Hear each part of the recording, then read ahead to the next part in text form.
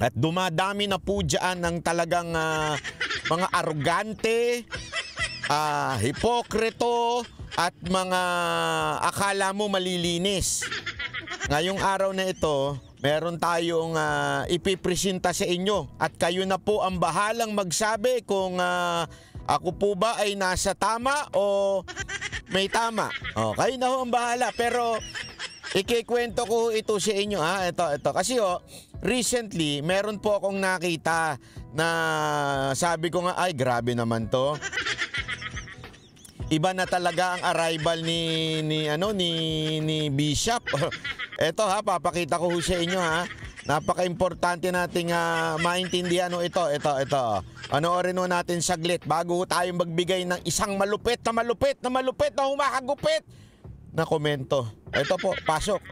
Are you rebuking this committee? Why am I supposed to rebuke the committee? I am not. Grabe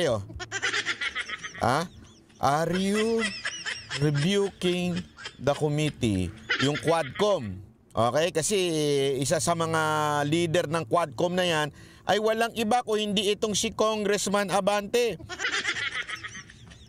Alam mo, even if you are a chairman, merong karapatan ang mga members o di kaya ang other congressman o men na na rebuke ka. Yung sabihin, itama ka pag may mali, di ba?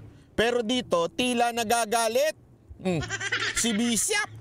Nagagalit si Bishop at sinasabi niyang, are you rebuking the committee? Nire-rebuke mo ba kami? Bishop ako. Di mo ako kasi yung word na rebuke ginagamit yan sa mga Christian church Yung pag ni-review ka ng brother mo, parang sinasabi sa'yo na mali ka. Tanong niya, are you rebuking me? Nire-rebuke mo ba ang committee na ito? Siguro si Bishop, dahil sa sobrang kataas-taasan sa kanyang iglesia, kataas-taasan sa kanyang church, ayaw niya nang nare-rebuke. Baka ganun ang gusto nito ni Abante. Sir, Bishop, ikaw po ay wala sa iglesia mo na kung saan ikaw ang pinakapinuno. Hindi ko nga alam kung ilan lang membro nyo.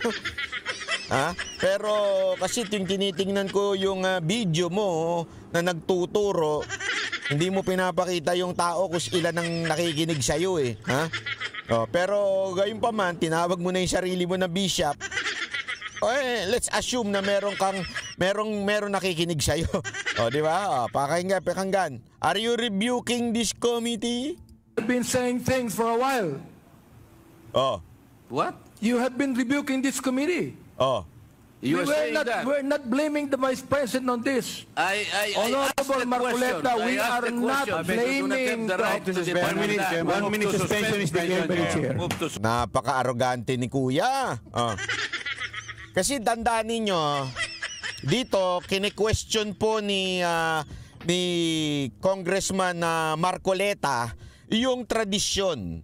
Napaka-importante kasi na maunawaan natin to Yung tradisyon baga na sinasabi ni Marcoleta, for decades since siya ay naging congressman daw, ang Office of the Vice President and Office of the President, pagkadating sa budget, binibigyan po yan ng courtesy as equal branch, as head of that co-equal branch. Iyan ay ginagawa na matagal na, dekada na Okay? Nakailang termino na si Marcoleta at sinasabi niya, sandali, ilang panahon na ito, even in the time wherein the President and the Vice President are not in good terms, are not in good, hindi sila magkapareho ng partido, and yet there is this tradition in respecting each other's office. Ganun. Napa-English ako tuloy. Meron ng ganyan tradisyon na sinasabi, pero gayon pa man, nung pinunayan ni Marcoleta, abay nagagalit yung mga kongresista. At ang tingin nitong isang kataas-taasan na bishop, na congressman, hindi ko nga alam kung bishop ba siya ng